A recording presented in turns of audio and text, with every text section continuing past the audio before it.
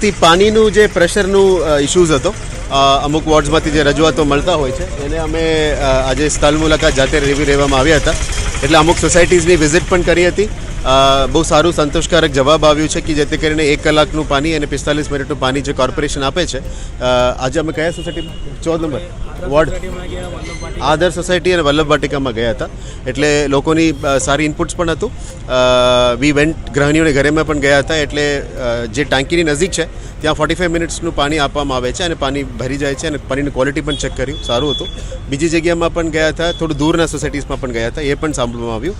અને બીજી એક સોસાયટીમાં અમે ગયા હતા, ત્યાં વરસાદી પાણીનું ભરવાનું રજૂઆત હતી.